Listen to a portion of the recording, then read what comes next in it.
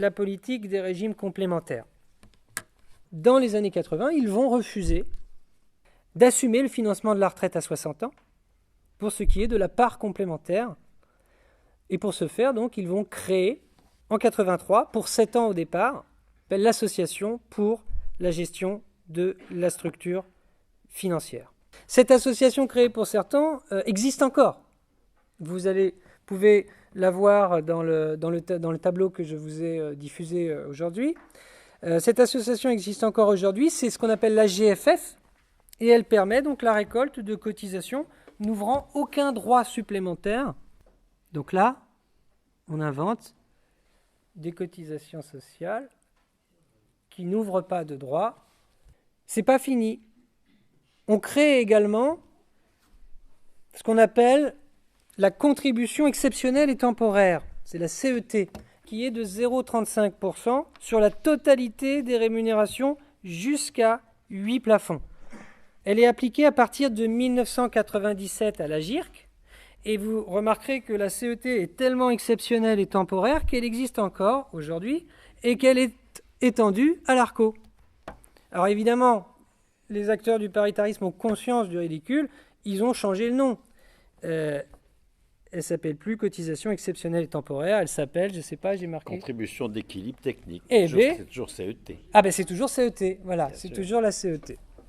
Voilà un exemple de cotisation qui n'ouvre pas de droit. En 2015, les partenaires sociaux franchissent un nouveau cap. Ils franchissent un nouveau cap. Au nom de la solidarité, ils ont inventé un âge pivot, afin de ne pas honorer les retraites complémentaires au taux plein, qui, vous le savez, sont possibles maintenant, non plus à partir de 60 ans, mais à partir de 62 ans. Eh bien là, à la GIRC-ARCO, c'est 63 ans, c'est pas 62.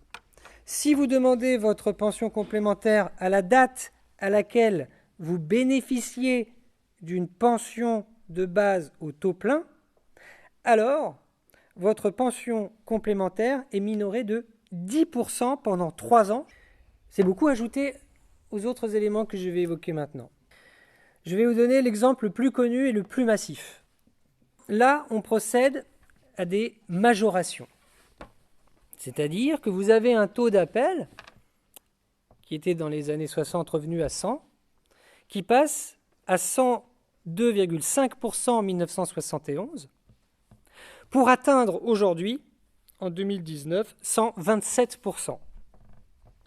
Tu donnes 127, mais tu auras des droits sur 100. Pire, si j'ajoute toutes les cotisations n'ouvrant pas de droits, cela reviendrait à donner 145 et même 165 pour des droits calculés à 100. Parce que c'est pas fini cette affaire. Le point ARCO valait en 1999 1,009 €. Et fin 2018, il vaut 1,22 588 €. En face, vous avez le prix d'achat du point. Le prix d'achat du point, il sert, lui, à convertir les cotisations en points. Le prix d'achat d'un point ARCO s'élevait en 1999 à 10,954 € et fin 2018 à 16,7226 €.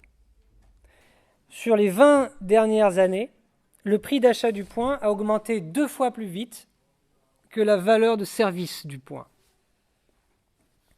Donc réduction massive du droit à une retraite complémentaire, auquel il faut associer, je vous l'ai dit, les cotisations qui n'ouvrent pas de droit.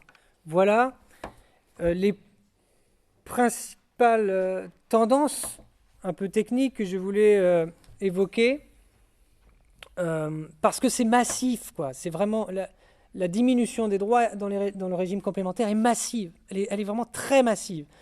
Et je pense qu'on est collectivement, on n'a peut-être pas vu à quel point c'était massif en l'espace de 20 ans.